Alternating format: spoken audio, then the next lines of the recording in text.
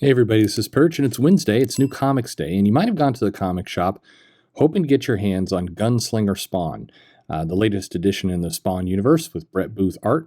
A lot of people are looking forward to this. When Todd McFarlane pushed out this big kind of Spawn universe, one of the character designs that caught people's attention immediately was the Gunslinger Spawn character. I think there's a lot of anticipation. Maybe the highest anticipation of all the books, at least from what I've been hearing and what I've seen from pre-orders and other things. It's going to be big.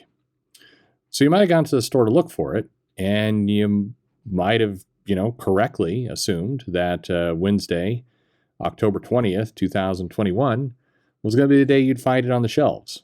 But you didn't. So what happened? Well, here's Todd McFarlane to explain it. Hey everybody, Todd McFarlane here, bringing you up-to-date news, and unfortunately, it's not what you're going to want to hear. Gunslinger #1 was supposed to ship for tomorrow, Wednesday, October the 20th, but in the world of the pandemic, there's now, it appears to be a paper shortage, which basically meant, here was the problem, they were able to print all these comic books except for one or two of the covers. So they shipped like the majority of these to all these covers to Diamond, except for one or two of the covers. And now some of the stores are saying we sell them in sets. We don't want to sell them in a partial set and have to wait for it. And so Diamond said they would ship what they have, but then it became a whole problem. And basically I just found out today, without anybody checking with me, that they basically delayed the book, all of them, so that when the one cover that they didn't print on time gets caught up to it, they'll all be together, which basically means there will be no Gunslinger tomorrow. Unfortunately, because we're waiting for one of the books to still be printed, because they printed all the other ones, but it now is coming out on October 27th. So sorry for that. It's still coming, but just the way of the pandemic world we live in, I'm dealing with that on the toy end too. So apologies on my end. Had nothing to do with it. Everybody's scrambling for paper. Marvel and DC are running into the same problems. All right. So you watched that explanation, you heard what he said, and let's get a few things out of the way up front. I think Todd was good for him for just coming on and being very transparent about what happened, about where things went. I think if you're trying to make a product go over with customers, then being forthright, explaining to people, bringing them into the picture a little bit is a good move. I happen to be in some Facebook groups from retailers who are debating this topic pretty heavily. And I think if you had any questions about, is the variant cover scheme, are the incentives, are these things toxic or ultimately harmful for comics, then this situation, that video explanation from Todd, and watching this, and you didn't see the conversation in the Facebook groups, but the dialogue around it, it is unmistakable at this point that variant covers and this entire system is creating a terrible set of consequences for customers, for books, for planning, for scheduling. This is a mess. I'd like to draw your attention to something in that video. And by the way, I spent the day arguing with a bunch of people about this topic, a couple days actually arguing about this topic. And it's you can have your own view, and it's fine. There's a lot of people out there who I know who listen to this channel love variant covers. Love the entire system. You collect them. It's a cool thing for you. It's part of the hobby. It's part of comics. It makes it special for you. That's fine. Everybody's entitled to their own opinion, their own perspective on what they like, what they don't like. No problems. However, I want you to consider something. We've been waiting for months for a big comic launch.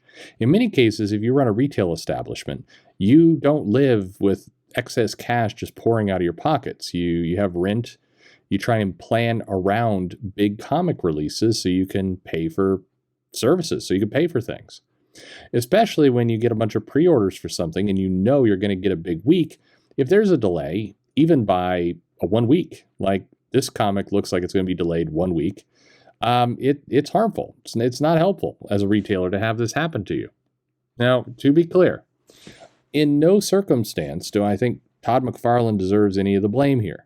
Unless you really want to go down the rabbit hole and say, well, maybe he deserves blame for getting into the variants in the first place. But of course he's going to do that. All the major comic releases are going to do that because it's an expectation now. The argument I had with some other retailers made it clear that there are people out there they have shifted their business model to be heavily dependent on variants. It's a key part of what's keeping some retailers alive.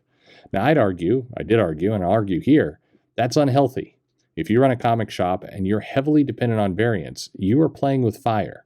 This is this is just a very dangerous place for you to be. And we see one of the reasons here now.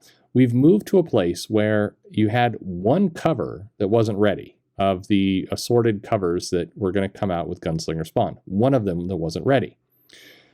Per Todd, and I have no reason to doubt his story here, Diamond took it upon themselves to basically say, yeah, we're not going to ship it out because we don't have the one cover. Now, why are they doing that? Well, because they were hearing from some pretty large retailers, not all of them, in fact, definitely not the majority of them. In fact, definitely not the smaller ones that were most likely very dependent on getting this comic and wanted the money. Now, they'll get it next week, but all the same, money today is better than money tomorrow. But most likely, and based on the people who are arguing with me and arguing in defense of this whole thing, it was very, very large retailers who basically pushed Diamond to hold everything.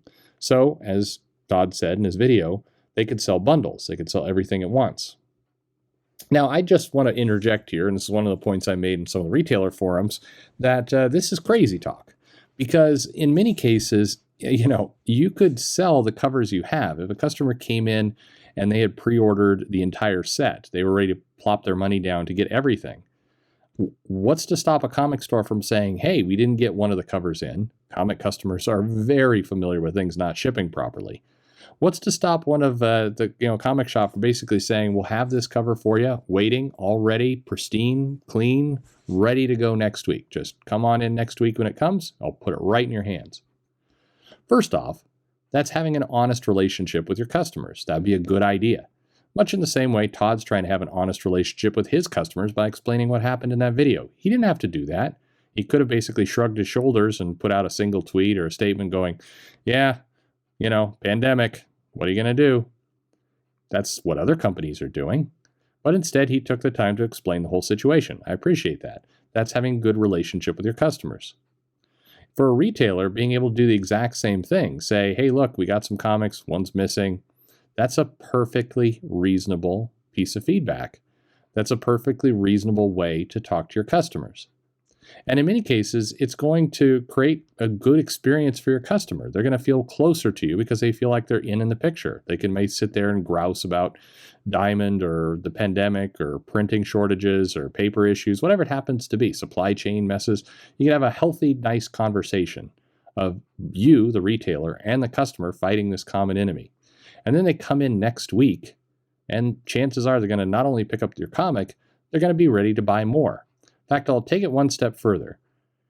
There's a psychological trick in business that basically says, if you have the customer pay up front and get most of what they've paid for, and then get the last piece a week or two later, the customer coming in the week or two later will come in for their free book, wallet closed in their pants, and then decide, hey, if I'm getting a free comic book, I might as well look around and maybe buy some other things.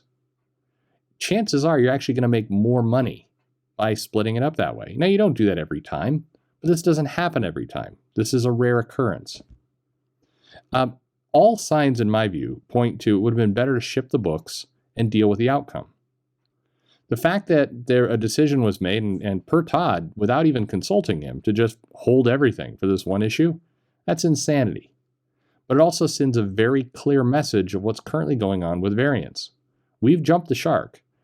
The variants are running the show at this point, and that's terrible. This is definitely not good business sense. Not by Diamond, not for the retailers. This benefits the huge companies that frankly don't need the cash flow. They're perfectly willing to just wait a week. It doesn't really matter. To them, the convenience of just having all 6 issues on hand was better. I'd still argue it's dumb, but if you are a big entity and you don't really care about having a relationship with your customers because it's a volume business for you, I don't know, maybe that makes sense. Just easier for you. You're willing to wait. But the fact that they delayed a comic, a highly anticipated comic, to basically, just make sure they could ship it all at once, that's crazy talk. I'm disappointed it happened, but it's a clear indication that the variant systems have gone too far.